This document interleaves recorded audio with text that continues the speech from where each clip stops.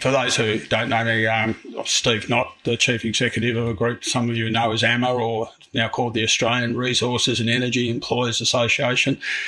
We had to change the name because 1/3 of the business of the big oil and gas companies like Impex and Woodside and Shell and all those ExxonMobil and what have you, and they felt a bit left out. The other third of the membership too are groups that people don't really relate to in our organisation. So I've got the CEO of Compass on my board. They employ about 500,000 people globally. About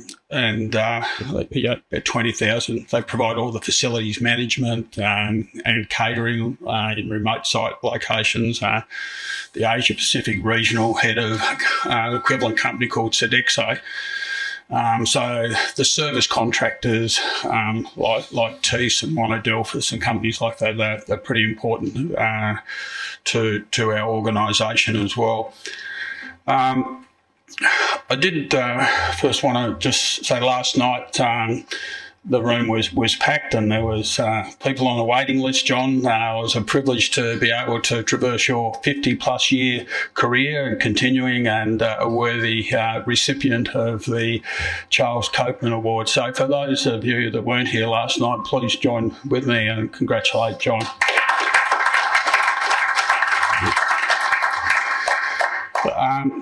It was also a great privilege. I mentioned that Alison was here last night, Charles's wife, to present that award. Charles was a president of our organisation way back in 1988 when he restructured Rogue River, some of you might recall. Last night I didn't acknowledge Frank Parry, our now president of the Society and fellow member of the Sorrento Golf Club. Frank, you stepping forward makes a huge difference to the Society to have the profile of a KC, someone of your standing and your career background. So, look, thank you very much for stepping up. And this report, and I know that someone who might have been involved in preparing it may not want to be named, but it is very familiar in terms of format and detail. I hadn't seen it until this morning, but I flipped through all the recommendations in there, and this is the most impressive workplace relations reform report I've seen since back in the old days. You might remember the Scott Barklam at ACCI. There was a guy called Peter Anderson, and they came up with an IR blueprint, and that would have been late last century. This is the best piece of work in terms of recommendations and so forth I've seen in a long time. So credit to the Society, Frank. Thank you very much for stepping up, and the team and all those people behind that have put this together. It's an excellent piece of work, so well done. Looking at Michael, and I know he's gone now, and he's talking about all those public sector jobs that have been created recently, and I can see Hugh in front of me here. Our president back in 1976 was the great late Sir Harvey Parvo. And one thing that he told me when I was a kid, and I'm sure other people in the mining industry have said this, he said, Steve, there's two certainties in mining. And I said, what's that, Sir Harvey? And he said, commodity prices. He said, they go up and they go down. And so one of the things that's shielded the Australian economy at the moment is the fact that the commodity prices in this country have been pretty good. And so when we pay $72 billion worth of taxes just in the mining sector alone, that's more than what all the banks, big four banks pay. It's a massive contribution. So when those prices come off, that saying, when the tide goes out, you can see who's swimming naked. A lot of these government programs, who's going to fund them? We've got a good pipeline of work coming up over the next 5 years, but the industry has been taken for granted. There's about another 100,000 jobs and over $100 billion worth of projects, and there's more that potentially should go ahead. One of our members is Regis. You've probably seen what happened with a gold mine there. It was just absolutely ridiculous at the last moment. They made a decision that, you just plonk a tailings down over here somewhere. It's just after years and years and years of approval processes and so forth, the politicians in Canberra, they just don't understand how long some of these projects take to get going. The big oil and gas projects, they're 10, 20 years in the planning. Company Inpex is on my board, the Japanese-owned biggest private sector investment that country's ever made outside of Japan. Chevron, US, these things take 20 years to plan. And if you get someone at the last moment because some group comes up and says, oh, well, can you just shift the thing up the road a little bit? It just shows you how out of touch the current federal government is. But anyway, that's not what I'm here to talk about today. I noticed that Ewan Hannant here from the Australian, and Ewan's a long-time IR reporter for the Australian, and he's fantastic. I do recall Ray did tell a journalist, you can record things all you like. And the speaker at the time, back in 2007, was Nick Minchin.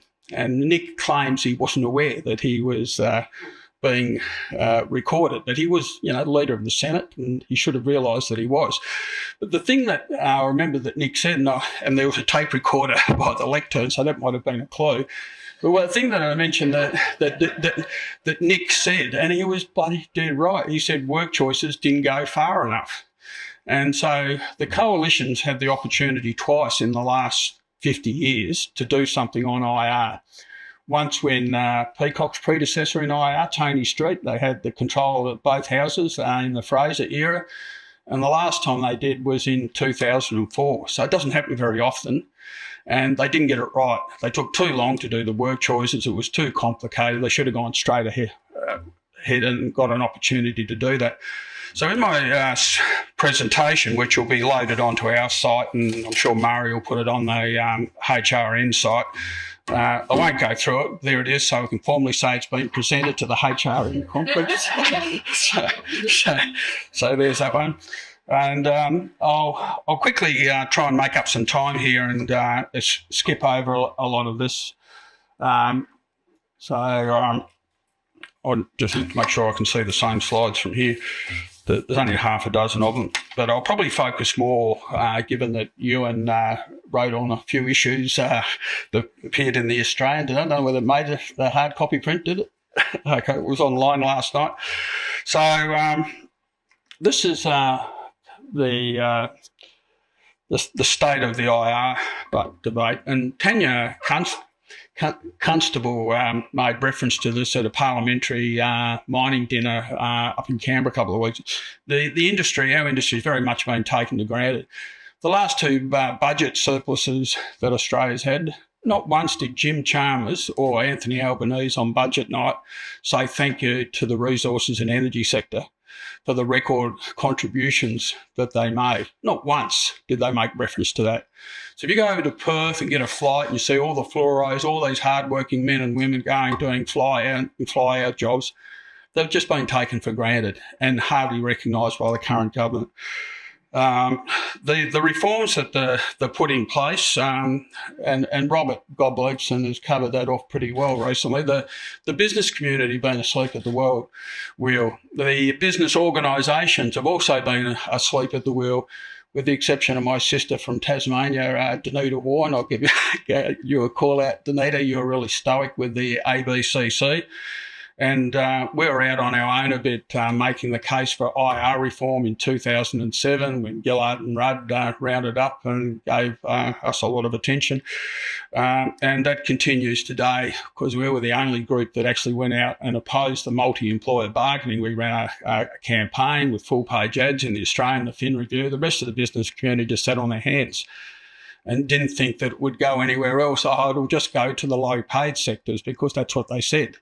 Well, we've already got multi-employer bargaining applications in the coal sector, and for the reasons that Michael referenced from a productivity point of view, that's taking you way back to like the 1980s when George Campbell and the metalworkers went for those big wage increases, and what happened then was those wage increases flowed across the economy. The metal trades, rates went up, and they were unsustainable. And Paul Keating made that famous comment that George Campbell and his colleagues, they wore the jobs of 100,000 dead men around their neck. Because the jobs went, they weren't able to be competitive. Unfortunately, we're heading down that path. On the ALP are not finished, by the way, and there's not a very good understanding of these reforms that have just gone through, and I'll touch on a couple of them quickly. But the union bargaining fees, has been referenced, the unions have been pretty good at getting money from other sources. So union membership fees are a bit of a pain for them, having to go around and service members, but they get income protection, kickbacks and all the rest of it. And some of them are quite financial. But the ACTU and the New South Wales Trades and Labour Council, very hot to trot. So in our hard rock mining sectors, probably only about 5% are in the union. So there's a thing about 95% to pay an equivalent union fee, which of course then feeds into donations to the Labor Party. The officials, looks like if someone's appointed as a union delegate, they'll not only be able to go and talk to the employees of the employer that employs them, but also other people that come onto site, other contractors and service providers. The other thing that Julie Gillard kept, and there was a lot of pressure at the time, was this thing called protected and unprotected industrial action. And, of course, the union's position is they should be able to strike at any time on any matter. At the moment, during the course of an enterprise agreement, it's called unprotected action. You're not allowed to go on strike during the term of an enterprise agreement, unless you're in the CFMEU and they don't take any notice of the law anyway, and they still go out on strike.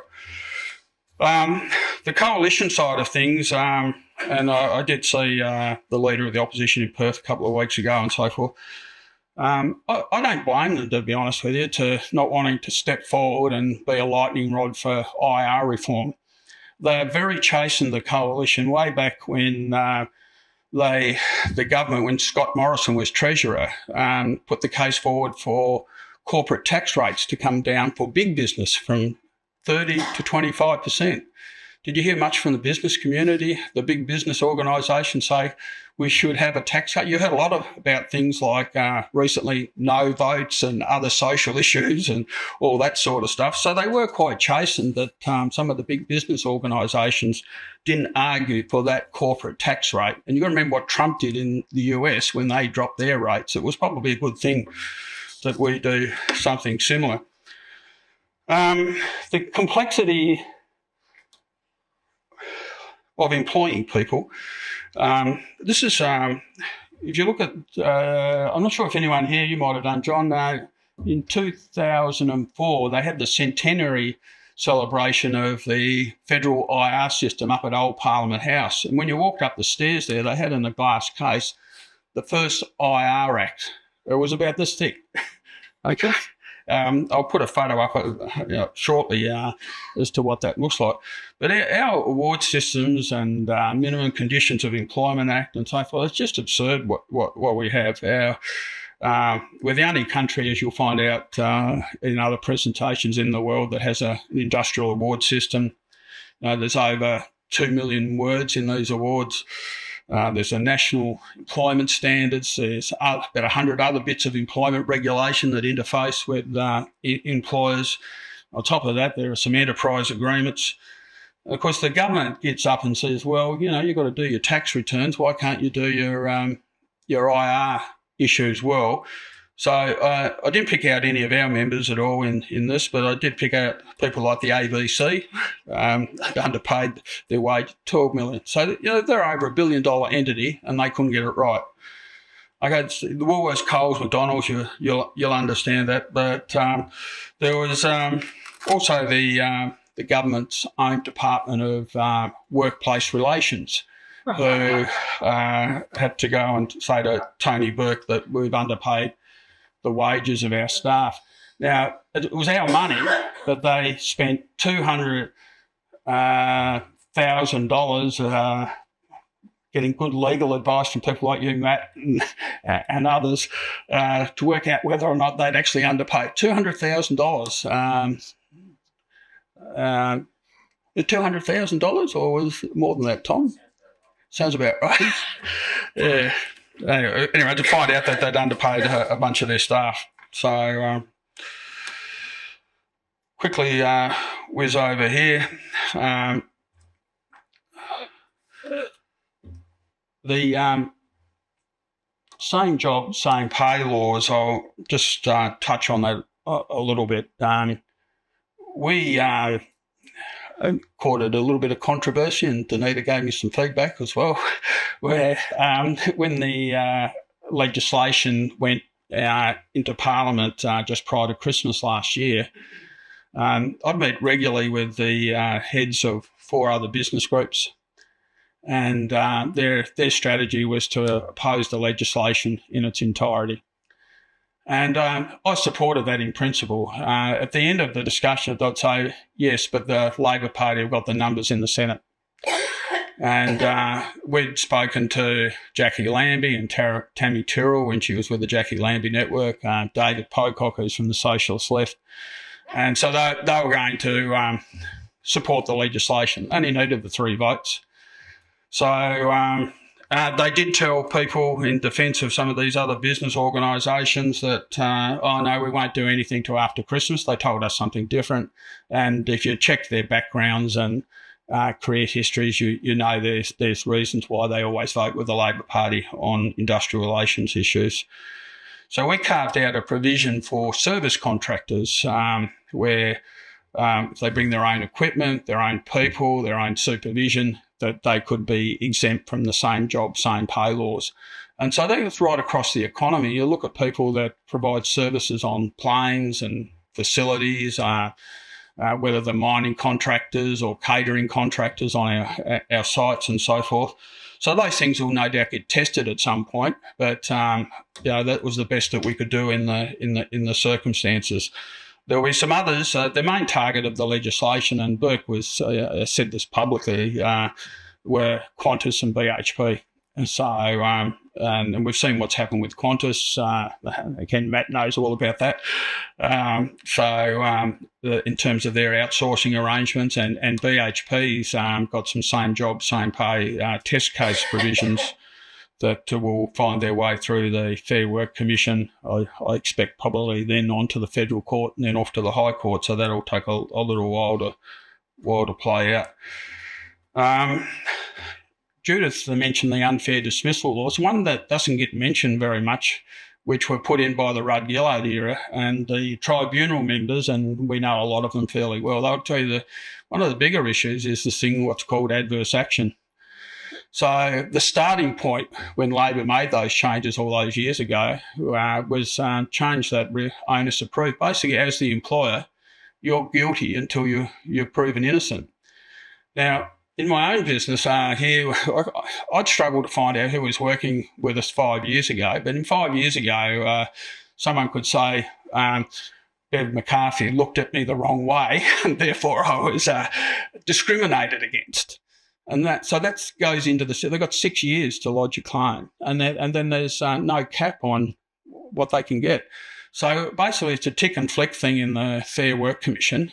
And people often think the Fair Work Commission is a court, but it's not. It's an administrative tribunal. And this stuff ends up going off to the federal court.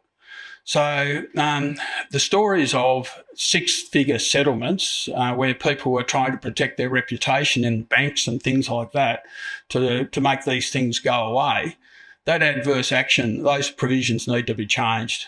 Reverse the onus of proof, perhaps have caps similar to the unfair dismissal cap. But that's something that's not talked about. It just happens behind the scenes that are impacting on the capacity of businesses to do business.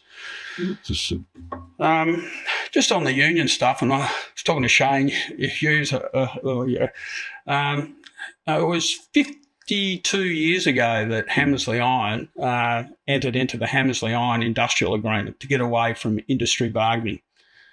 There was a young bloke called Brian Burke who was paid by the taxpayer in Western Australia to be Premier, and then he was paid by the taxpayer when he went to jail. He was involved in those negotiations all those years ago. But then, Rogue River got referenced in '88, and then when Terry Palmer, who's a guy who had a lot of time for, he was the CEO of Comalco and a great mentor of mine, and his son runs Newmont now. They had a really simple philosophy. There's like 2 triangles. In the business, you've got leadership up here. I don't know whether you saw this one, Shane, but you've got your employees here. Okay, so that's your triangle, leadership. Over here, there's this other group called unions, and they're union bosses and their members. And I mentioned before, the members in our hard rock mining sector might be 5%, might be 10% in the oil and gas industry. Those members, if you draw the line across, are also employees of the company. So the position that Terry would say, and I came back and forward through AMA as it was then a couple of times, that he said if a leader comes to me and says we can't do something because the unions won't let us, he knows the problem's not with the union, it's the problem's with his leadership in the business. So everyone thought all those things, those changes when they went on to WA workplace agreements, and then probably the last group in the industry that got into the most trouble was BHP when they went on to AWAs. The issue was not about de-unionising the site so much. It was about having the employees follow the leadership of the company. So a bit of a rant there. The Fair Work Commission. This place has been run by the ALP-appointed tribunal members at the Apex for the last 15 plus years.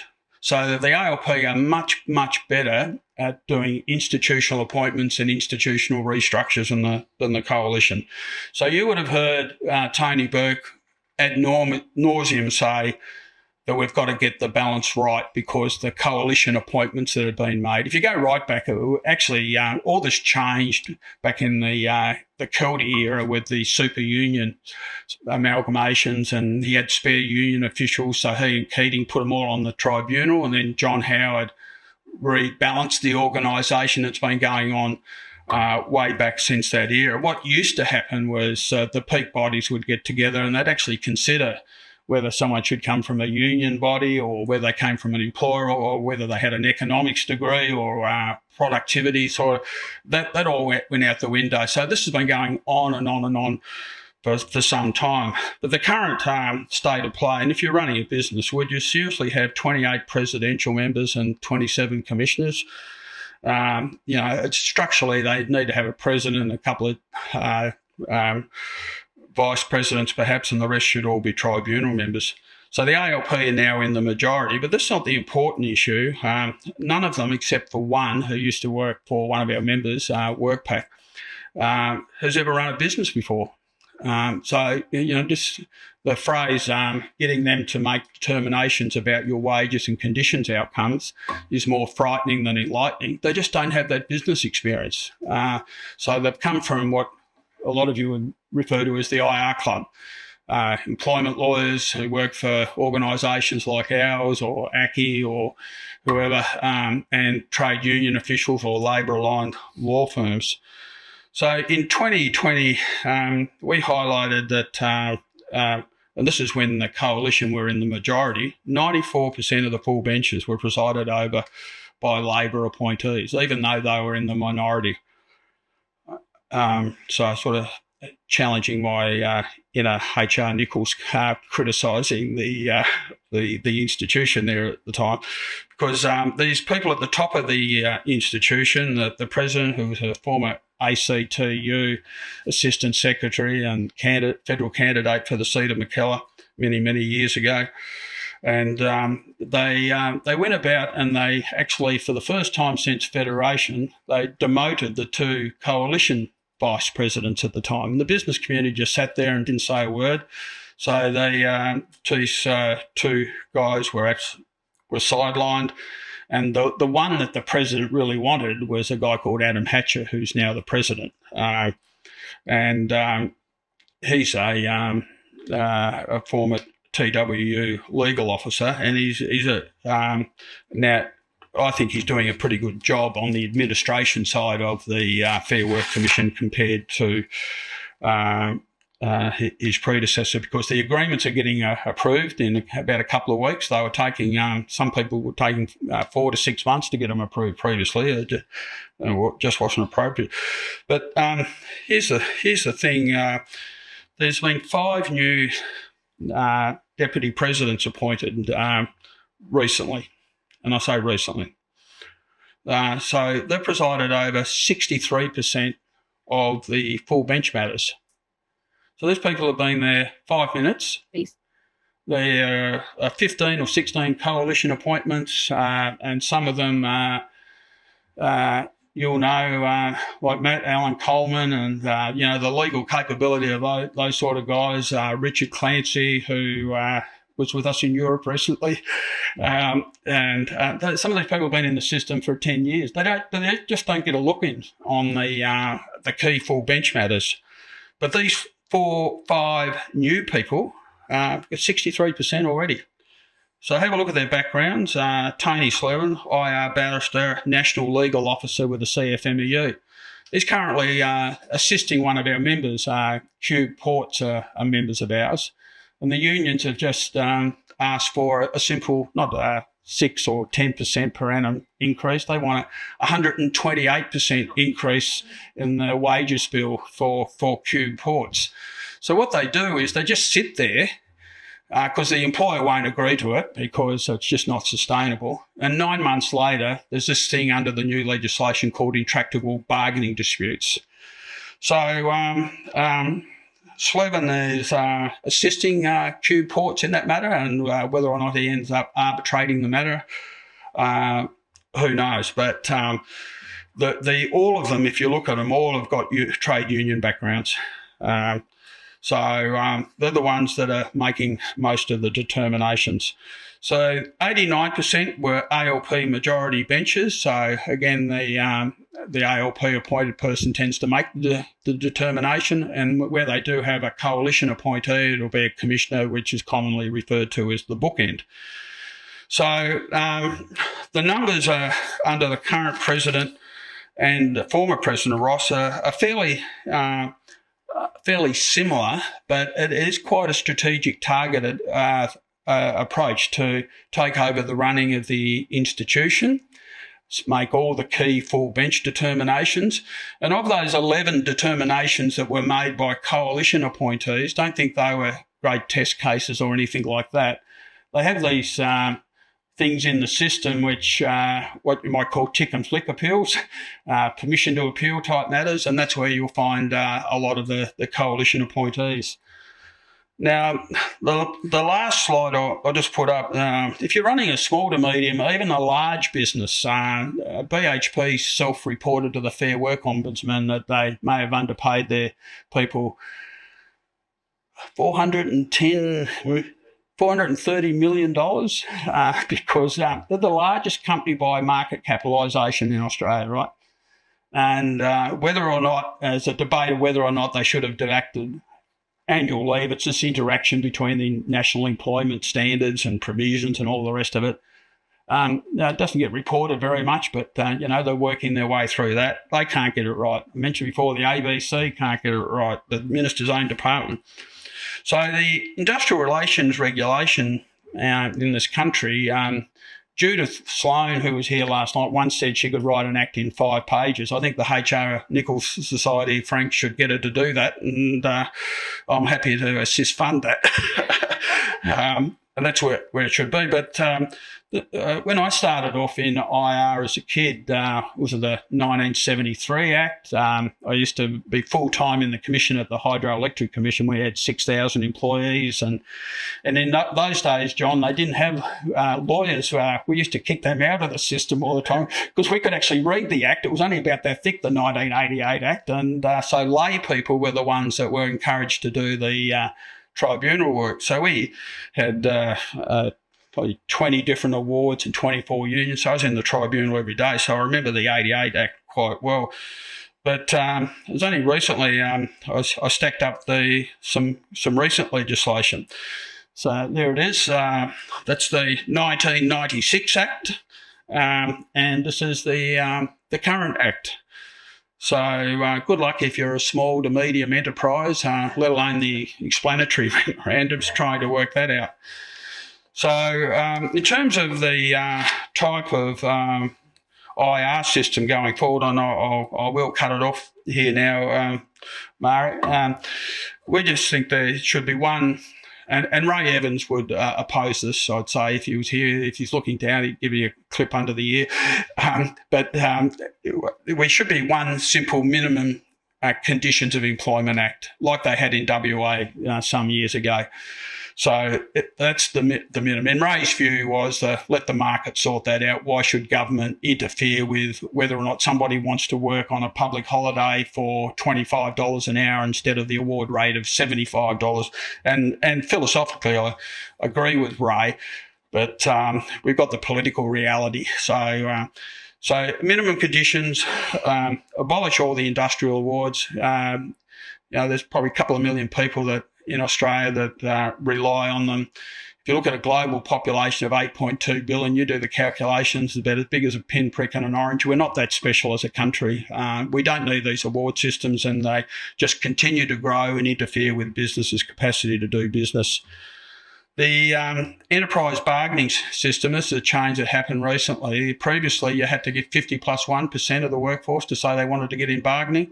So Labor changed that. So, one or two can wander in and say they're representing and force you into a bargaining process. So you really should go back to, if you've got the majority support who want to go in a collective bargaining, whether unions are involved or not, well, from a business point of view, I think you should accept that. But the idea of having two or three people coming in and then forcing the business into an intractable bargaining dispute and arbitration by the Commission is just nonsensical. Put in there the casuals were referenced last night, and so I won't go there. The 5-year enterprise agreements, we have these big projects that sometimes take 6 to 7 years to build, and we wanted project agreements, and we realised we couldn't get that. So I remember asking our 25th Prime Minister, John Winston Howard, who you were the government whip for, Stewie, did an awesome job, said, look, can we move these agreements from 3 to 5 years? And they did. And nobody complained about it. The union movement didn't complain about it, but it just reduced the transaction costs.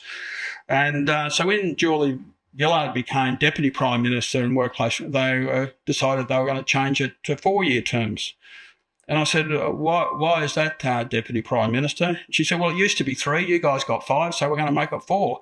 So that was the political rationale way back then for reducing the terms of agreement. So if they got that out to 5 years, that will cover most of our big projects.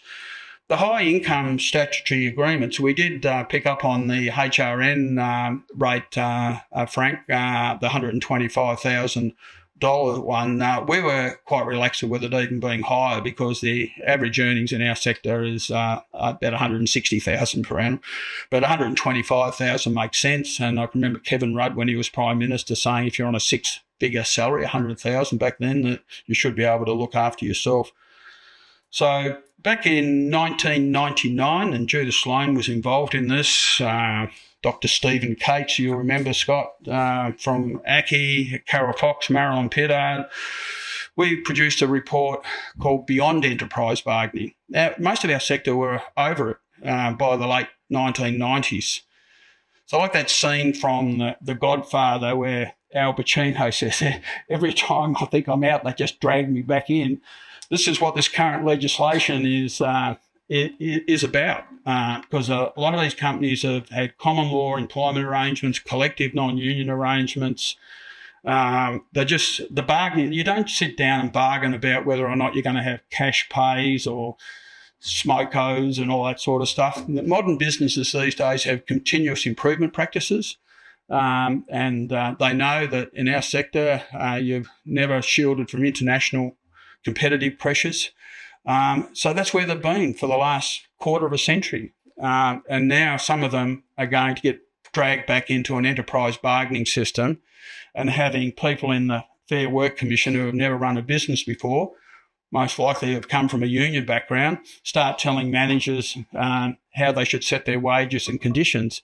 Now, remuneration policy is not that difficult. It's basically what you need to do to attract, retain, motivate staff. And so that's why all that multi-employer bargaining, different geographic, is just nonsensical. So I need to go, don't I, Mari? Now. Time for some questions. Okay. Hi. Ladies and gentlemen, does anybody have any questions for Steve? Cool. Hugh Morgan. Now, AC. Scott, thank you for your presentation. Just referring to the function of the changeover, I became managing director of WMC in 1986. 3 years later, we didn't have a union member on any site, not one. And it could be done. It was done. It wasn't easy, cost us money. My guess is when WMC was acquired, well, Western Mining, WMC Limited was then acquired by BHP 2004 or 5 it was. For a bargain price. I think the whole thing reverted back to BHP terms. So that would not. My guess is that that's not the same case today. So it is a function of whether management wants to do it or not. Mm. It can be done. Just a comment, if I may, about, and it touches back on the previous presentation as well. The issue I see is really explained to me about the productivity that we have in this country is heavily dependent on the mining and agricultural sector. Both graphs are really very substantially higher. Almost everything else is even or negative on the downside. And that for us is tragically difficult because it's not just that their productivity is high, it's that the earnings they make are offshore earnings. They're the earnings that the nation can pay its debts, as distinct from, it's not just the taxation, it's the nature of the earnings. So a lot of the churn that takes place internally here doesn't earn external funding to pay your debts. And we have debts offshore. So the necessity for the industry and a remote voting electorate in the eastern coast is a challenge for the East Coast, I put it to, as well as the mining sector. It's a very hard thing to make the linkage as one that's of national importance to make that understanding. So who you represent in terms of the sector that earns offshore earnings, enabling the taxes, I put that incidentally, is actually fundamental for Australia's security. So so the important addition is to reference Geoffrey Blaney's book, The Rush That Never Ended, because what it explains so wonderfully is the occurrence of the occasional, but although it turned out to be quite regular, earnings from offshore earnings, the prosperity of the sector, the 1850s, the 1890s, the 1930s, the 1960s, and then 2000 plus. And the drought in between was really substantial. It was really about a 20 to 30 year drought on earnings.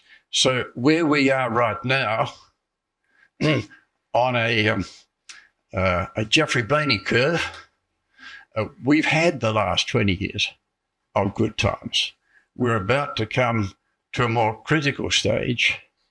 And so where we are in terms of the health of our economy is, I think, far more at risk than we really understand, because the allocation of the funds and the taxes and the offshore earnings is on the assumption that we're on a treadmill that's not going to stop. And that's not the fact. Anyway. No, that's dead true, Hugh. Thank you very much for that contribution. Some of you remember the mining tax debate when it was on at the time, and what was his name, the hairy-nosed wombat guy, John?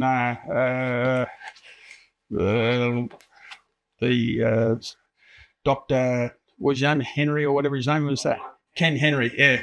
The one thing that he and Rudd never understood was the capital in our industry is mobile, okay? And to make Hugh's point in terms of the changes, and Clive Palmer benefits for it. About once every 10 years, the nickel industry does really well, and all the rest of it, he made it.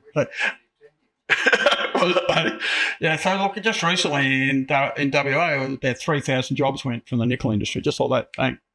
And so those commodity cycles, and we're still in a pretty good commodity cycle, but when they taper off, they'll have an immediate impact. One of the criticisms I've had of so it's probably the business community not educating coalition MPs was everyone's scared about this thing about work choices, which was when John Howard left Parliament, you've taken into account the lag effect, there was unemployment was lower than what it is today. It was about 3.9%. It was 4.1 when he went out. No one ever makes the case. I did explain this. Now, Ewan, don't report this. You probably will. You're a journalist, eh? I had to explain this to Jennifer Westacott when we were sitting around doing all these confabs on IR reform. And she said, if we can only go back to the Accord eras of the Hawke-Keating era. So you go and look at the statistics, and John covered this off in an address in 2006 to ACCI in July at the Wentworth, Scotty. The labour productivity during the Hawke-Keating years, because George Campbell put those rates up so high and they had to bring them back. The real wages growth during that 13-year period in total was 1.3%. So Keating started to deregulate a bit when he allowed collective non-union agreements for the first time in 1993. But if you follow through the Howard era to then, and he still had a year to go on his term, the real wages growth in his 10 years was 10 times that. It was 16.8%. So I'm not sure where it ended up. The system of work choices was a bit clunky. They should have just got rid of the awards and given people freedom to contract. But what they wanted to do was to get this unproductive element in the economy off the couch and into jobs. So I remember when Brendan Nelson took over as opposition leader, he was the GP down in Tassie and a member of the Labor Party at the time with the earring in his ear, Dunedin, and his mini mitre. And we talked about these generations in some parts of the community down in Tasmania where the grandfather, and down in Tassie, they'd probably only be 45 as grandfathers when and the father, the generations of family members had never worked. And so it was about trying to get that unproductive element of the economy into work. And from that point of view, John was successful. Real wages went up by 10 times the amount they did during the Hawke-Keating era. I bought my first home in 1980 in Tassie. The interest rates were 17.5%. I remember the double-digit unemployment. I remember the IR club proceedings where you go down and do, you mentioned these work value cases where the painter would tell the commissioner, see that building over there, commissioner, that green building over there? And the commissioner would go, yes. Well, that green building over there, commissioner, that used to be yellow. So basically the work value was to flow on the increases across the economy. We had to show a significant net addition to work requirements. And the significant net addition was he painted a building a different colour. So there was all that rubbish in the IR system there. Unfortunately, that sort of stuff, it looks like it's on its way back, and it'll take years to play out. And it's not until the bank's profits go down a bit, the commodity prices go down, that there'll be an awakening and they'll go, gee, where did all that come from? So the business organisations are only as good as the people that fund them. So business has got a key role. It's not the coalition's responsibility at all. I don't think federally it's the business community's responsibility to make the case in the community, and then the likes of the coalition and other groups might follow. So I'll leave it at that, Mara. Thank you.